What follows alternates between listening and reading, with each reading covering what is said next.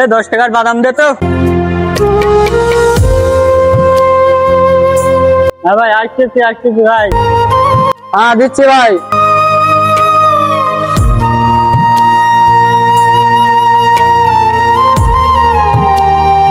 এই তোর বললাম না 10 টাকার বাদাম দিতে।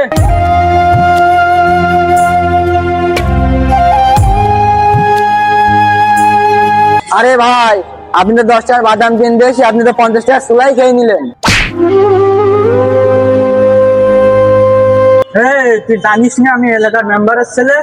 জানি তো ভাই, আপনি আমাদের এলাকার মেম্বারের ছেলে। আপনি তো 10 টাকা বাদাম নিতে আসি, আপনি তো 50 টাকা সুলা খেয়ে নিলেন। তুই সামান্য বাদাম আলাহি আমার মুখি কথা বলছিস? ভাই বলে যে ভাই কি সমস্যা কি? ও দেরি মারছেন কেন? কি সমস্যা আপনার? আরে ভাই দেখেন না, ও প্রতিদিন 10 টাকার বাদাম কিনতে এসে 50 টাকা সুলা খাই না। আর আমি যদি কিছু বলতে যাই তাহলে আমার মারতে যাবে ভাই শুধু। এ যা বলছে কথাগুলো কি সত্যি? এ ভাই, আপনি এর মধ্যে মাথা ঘামাবেন না। আমার বাপ কিন্তু এলাকার মেম্বার। আপনারা ঝামেলা করলেন না ভাই। এই শহরটা কেন মারলাম জানিস? কারণ তোর বাপ এই এলাকার মেম্বার, তাই। এই শহরটা কেন মারলাম জানিস? একজন অসহায় গরিব বাদামওয়ালার দোকান থেকে ফ্রি টাকায় বাদাম খাওয়ার জন্য। এই শহরটা কেন মারলাম জানিস? তুই এতদিন ধরে এই যে অসহায় গরিব মানুষের দোকান থেকে ফ্রি টাকায় যতগুলো বাদাম খেয়েছিস, সেটার টাকা আমি দেব বলে। এরা তোদের মতন ধনী দুলাল নয়, এরা অসহায় গরিব মানুষ, ফুটপাতে বাদাম বেচে খায়।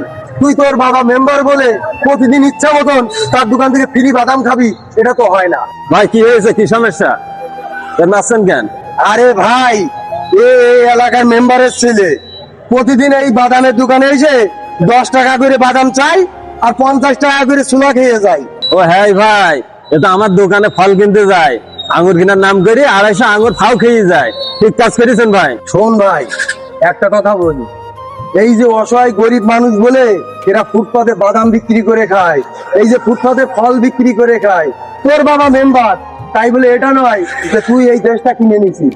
তোর জন্য তারা ব্যবসা করতে পারবে না। তোদের মতো ধনী দুলালদের বেঁচে থাকতে হইলে এই অসহায় মানুষগুলো কিন্তু দরকার আছে। একটা কথা ভেবে দেখ, তোর বউ এখন বাদাম খাইতে চাইছে, তুই নিজে তো আর বাদাম ভেজে খাওয়াতে পারবি না, পারবি? তাহলে নিশ্চয়ই এই গরিব মানুষগুলো দরকার আছে।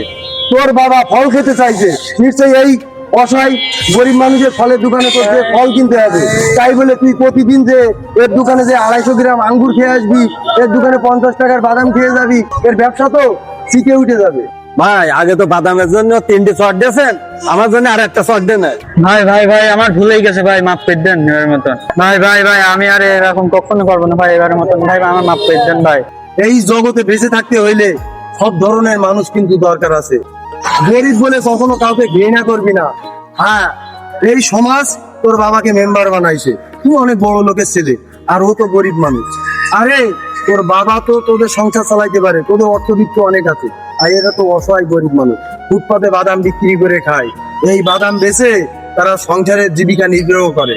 তুই যদি এইভাবে করিস তাহলে ওরা তো অনেক অসহায়, ওরা যাবে কোথায়? আচ্ছা ঠিক আছে ভাই, এরকম ভুল জীবনে আর করবো না ভাই।